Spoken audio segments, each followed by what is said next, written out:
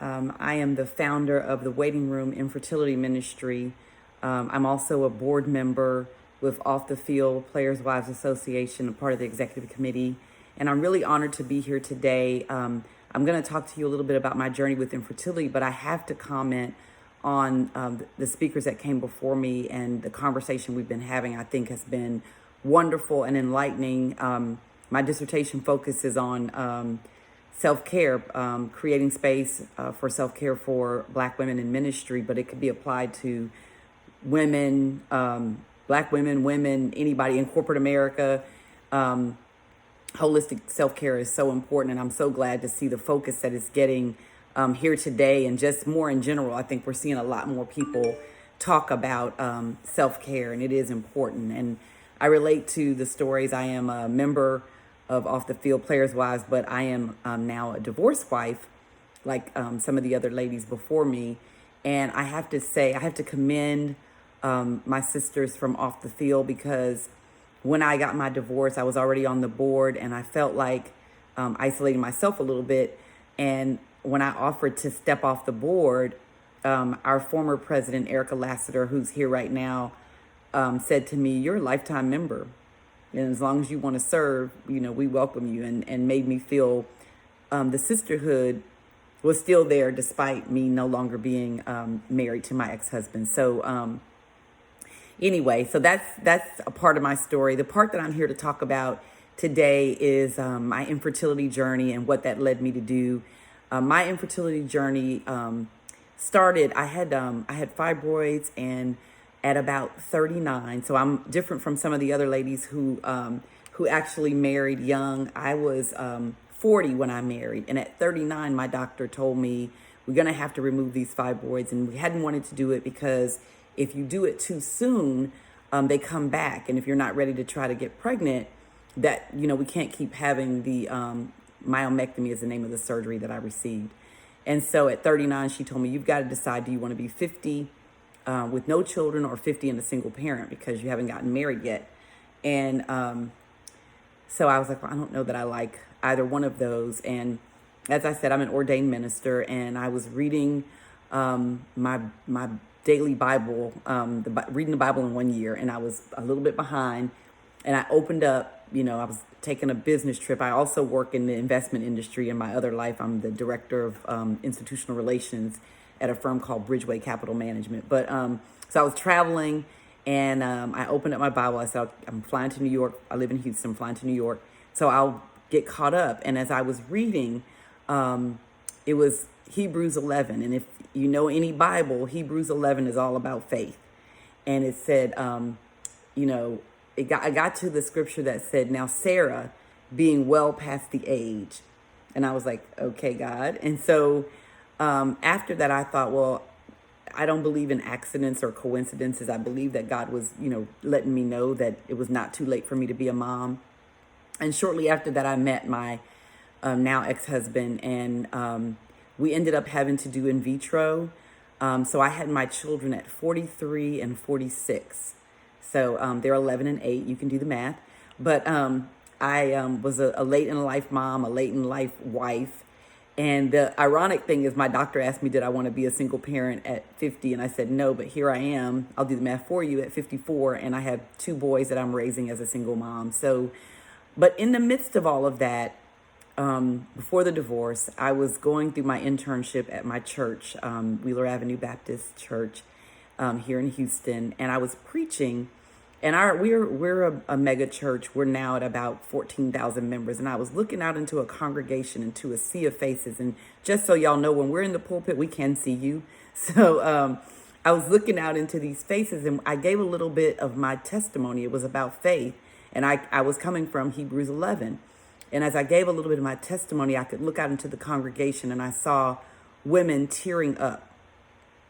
And God spoke to my heart, and I went and talked to the pastor, and I said, God's put it on my heart to start an infertility ministry. And at the same time, another young lady, Dr. Stacey Edwards Dunn, out of Chicago, Trinity, she had started a nonprofit called Fertility for Colored Girls. And she had been telling him, you need to recognize Fertility Awareness Month, you need to do this.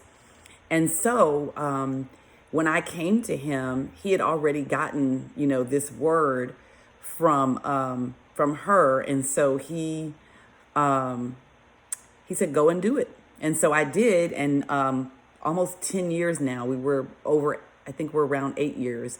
So close to 10 years, we've been doing this ministry. It's called the Waiting Room Infertility Ministry. And we seek to encourage and support and educate women in the area of infertility or fertility. Because sometimes some of the folks that come to us, they're not married yet. They know they want kids, but they're not married. Sometimes we have men that come to the ministry, sometimes with their wives. Sometimes the wives or partners aren't there, but they come and they want to talk to us about,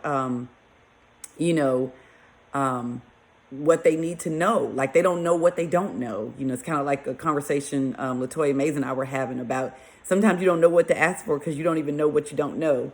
We were talking about something different, but it applies here as well. And so they come and we've had some great success stories. We've had many babies come out of the ministry, but we've also had some women. Hey, Ramonda. We've also had, hey, Erica. We've also had some folks that have come into the ministry who have not been able to give birth. And I'm very specific in how I say that.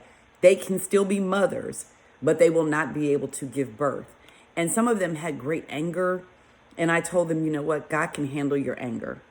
Keep coming. And out of that, I've seen, and I try not to get emotional because there are some ladies one lady is actually a part of my leadership team now in the ministry. And she and her husband are looking at adoption. But I tell them when they come into ministry, two things. One is you need to know what it is that you want. So pray about that. Is it that you can be a mom, but is it that you want to be pregnant? Is it that you only want it to happen where it's your eggs or your husband or your partner's sperm? You need to know all those kind of things because that way we can help you to get onto the right path. The other thing I tell them is that we're definitely going to pray for you that you are able to have a baby because that is the desire of your heart. But more importantly, we're going to pray that whatever God is trying to birth in you, that he will do that. And so what's happened is one of the ladies who has not been able to give birth, a business has birthed. She started taking better care of herself as a result of being on this journey. She's lost 100 pounds. She's now what she calls a gut doctor, and she helps people, specifically women, to focus on their gut health. And it's all this stuff is all related. Holistic self-care, taking care of your body. It's very difficult to conceive when you're not healthy. And that's mentally, physically, or spiritually, right? And so she has lost 100 pounds. She started this business. Another young lady who was trying to get pregnant a second time around was got pregnant fine the first time, but now was having trouble. She's also started taking care of herself. And one lady couldn't get, so these are three ladies that have not had the success that you would relate to in infertility ministry, but they have started taking care of themselves and they're competing in these pageants. And I told them, I said, something is wrong with this story because you guys look amazing and you came through our ministry. I need to get with y'all's trainer and so I can get to looking like y'all are looking. So I just say that to say that there are blessings and there are things waiting to be birthed in you sometimes that you don't even realize. And you have to get in that space of receiving and hearing from God. And that was my journey. I was in seminary working on my master's at the time. And I was used to being, I'm a type A personality. So I was used to being able to say, okay, I'm going to accomplish this. And then setting my goals and going and doing it. And this was the area where I had to realize that I was not in control. Like I had to give some control, I had to give all the control to God. I had to do everything that I could do, but then I had to recognize that some of it was required me to have faith.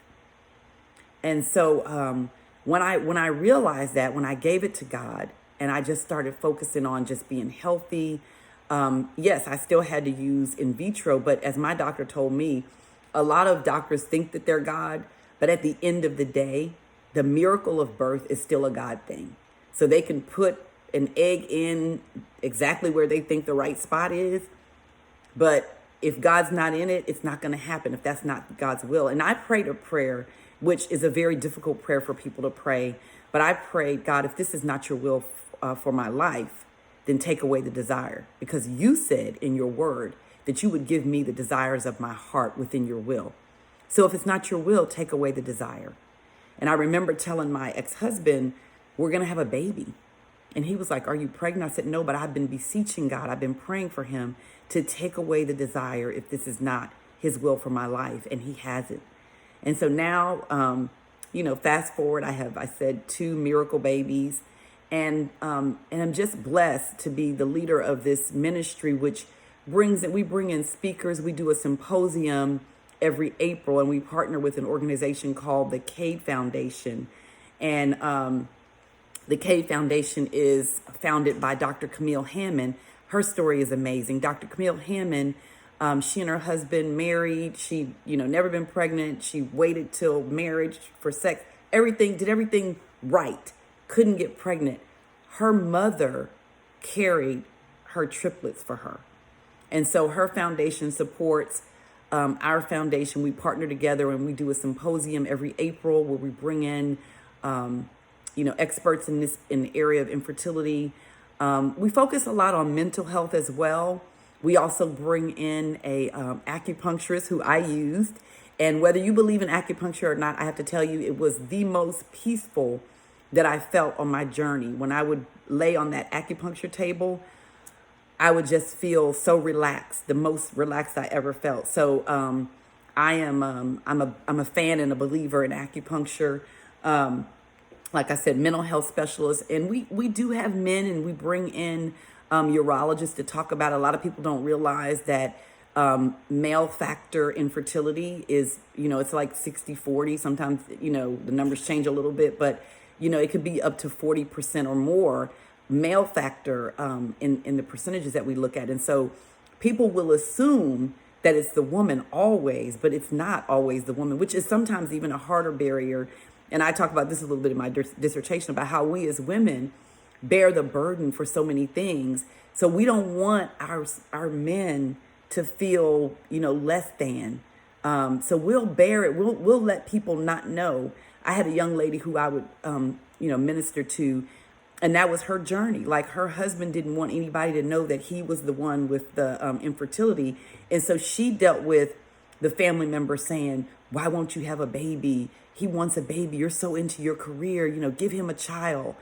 Not realizing that she was the one that had the challenge. She wasn't the one that had the challenge. It was him. And so the other thing I want to say to this group, because I don't know, you may not have had this journey, or you may not be on this journey, depending on where you are in your age stage. You may not be worried about kids. But for those of you, if you've not been on this journey, I would almost guarantee that someone who's on this journey, or who has been on this journey. And so what I would encourage is learn how to be a support. Stop asking people when they're going to have kids. I got this from Oprah. When people start asking me stuff like that, I'd be like, why do you want to know? Because they're putting you on the spot. When are you going to have kids? I mean, are you going to help me take care of them? Because if not, it's really not your business. And I know we've been conditioned to think, okay, now you're married, now you're going to have kids. Some people don't want kids. So that's another thing. But, we have to learn how to support people. Sometimes if you see a young couple and they haven't had kids, maybe they're having a hard time, and talking to someone about it is not what they want to do. The other thing I say is be encouraging. I didn't know, I sat next to a lady one time right when I started the ministry, and I said, I am, I don't know what you got going on, but I'm starting an infertility ministry. And, she teared up right when I said it. I didn't know that was her journey. So there's people that are out there, they're hurting, and they need support, they need guidance. So I just, we are available, the Waiting Room Infertility Ministry, and I can put my information in the chat. We're a ministry of Wheeler Avenue Baptist Church, so you can find us on the website there. We meet on the fourth Monday, and we welcome anyone. You don't have to be a member of Wheeler. You don't have to be in Houston. Our meetings are virtual right now. So if there's anyone on this journey, I encourage you to reach out to me and to get support. Thank you so much, Dr. Tamla Wilson, for sharing your story about infertility. We are so happy that you have your beautiful boys, Thank you. and that we want to say we don't want to say the medicine word. We want to say God moved God.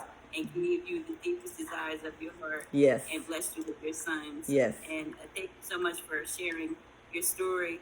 Please go in the general chat. Anyone that wants to join the conversation, IJ keeps offering to add you in, and you're pretty much ignoring her. I don't know if it's on purpose, but just let us know if you want to join the conversation. But what do you have to say, Valen? I see you want to share something.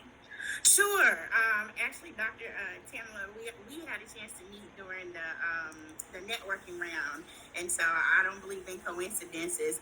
Even though I'm a sports social worker, I'm a certified maternal health clinician and a sexuality educator, and so we were connecting around those topics. And so I was just telling her how excited I am that she has a ministry devoted to this, because it's an issue of, it's about 10% of people will experience infertility, or women who are considered childbearing age. And so we don't always have safe spaces as Black women to talk about it, the highs, the lows.